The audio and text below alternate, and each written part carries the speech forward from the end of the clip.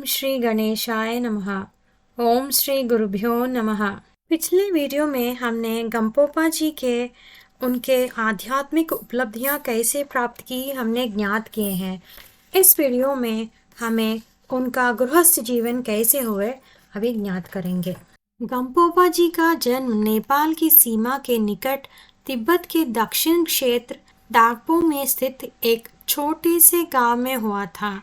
उनके पिता उस गांव के एक विख्यात चिकित्सक थे।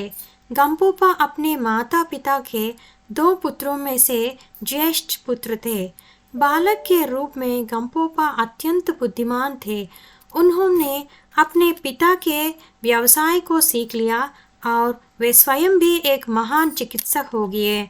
जब वे लगभग 15 साल वर्ष के थे तब उन्होंने बहुत से निगम धर्म ग्रंथों में का अध्ययन कर लिया और इस प्रकार उन्होंने निगम परंपरा के बारे में विशाल जानकारी अर्जित कर लिए हैं।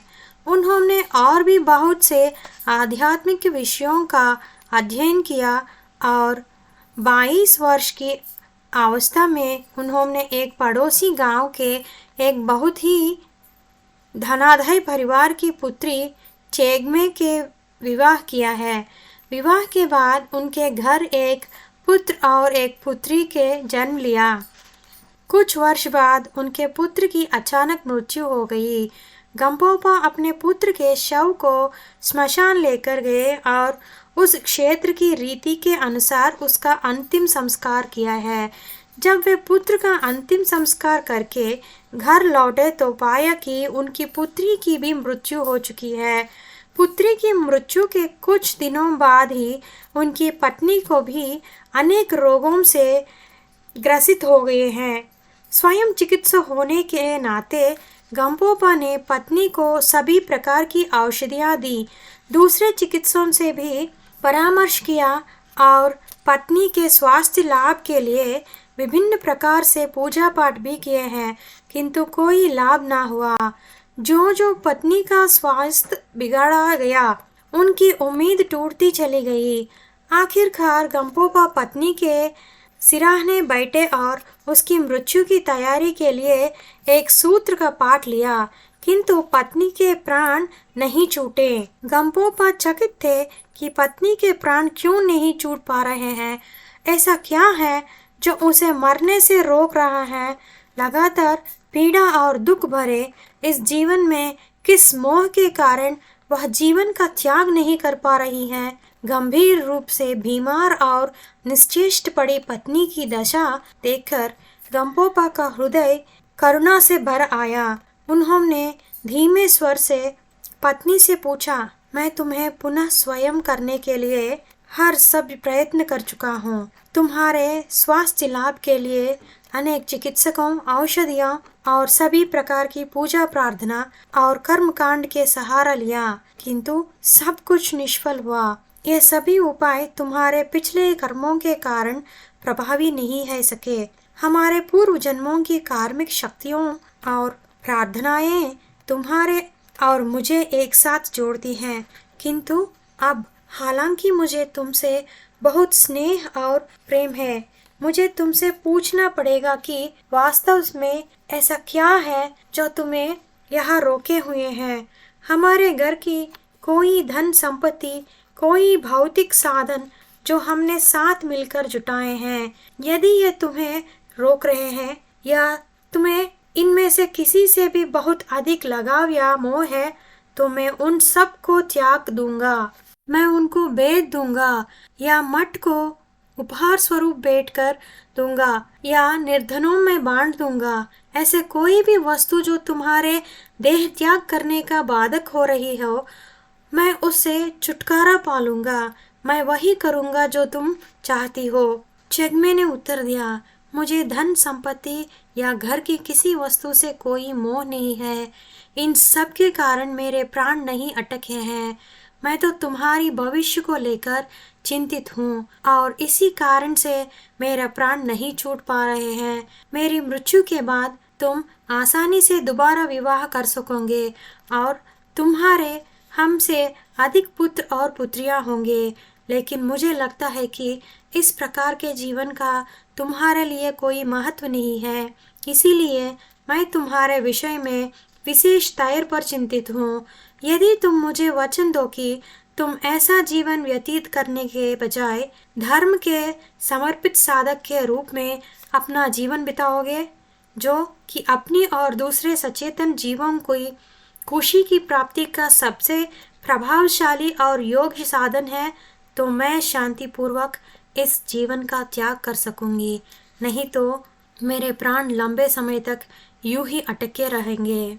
यदि ऐसा है, गंपोपा ने कहा, तो मैं तुम्हें वचन देता हूँ कि मैं धर्म का समर्पित साधक बन जाऊंगा और अपनी इस जीवनचर्या का त्याग कर दूंगा। जैग्मे ने कहा, यद्यपि मुझे आपके वचन पर भरोसा है, किंतु मुझे पूर्णतः प्रसन्न और अपने वरान की प्रति आश्वस्त करने के लिए आप कृपया किसी साक्षी को ले आइए। गंपोपा ने अपने चाचा के अपनी शपथ का साक्षी बनाने का आग्रह किया है। अपनी प्रिय पत्नी के समक्ष और अपने चाचा को साक्षी मनाते हुए गंपोपा ने शपथ ली कि वे अपना जीवन धर्मों को समर्पित कर देंगे। जैग्मे बहुत प्रसन्न हुई और बोली, अपनी मृत्यु के बाद भी मैं आपकी देखभाल करूंगी।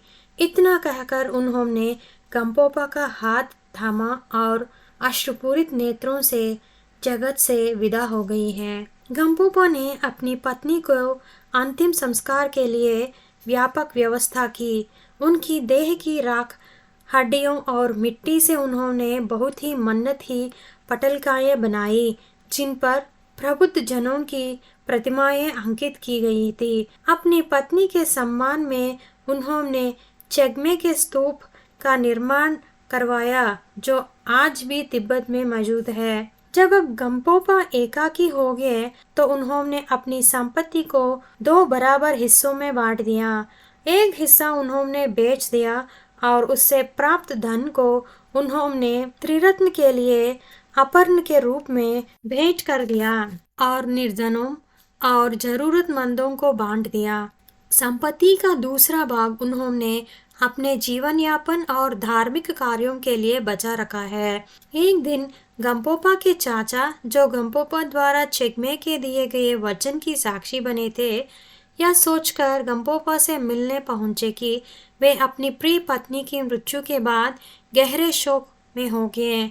उन्होंने कहा कि वे उन्हें सलाह देने आए थे, उनसे यह कहने के लिए आए थे कि गंपोपा चिंतित न हो और वे कर्म के सिद्धांत में आलोक में स्थिति को समझाकर गंपोपा को सांत्वना देने उद्देश्य से आए थे। गंपोपा ने उन्हें उत्तर दिया कि वे बिल्कुल भी चिंतित नहीं हैं, बल्कि वे खुश थे। उनकी पत्नी की मृत्यु हो गई। यह सुनकर चाचा अत्यंत क्रोधित हो गए और उन्होंने मुट्ठी भर धूल उठाकर गंपोपा के चेहरे पर फेंक दी। क्या कहना चाहते हो तुम? वो चिल्लाए, तुम्हें उससे बेहतर पत्नी नहीं मिल सकती थी। उसका व्यक्तित्व इतना सुंदर था।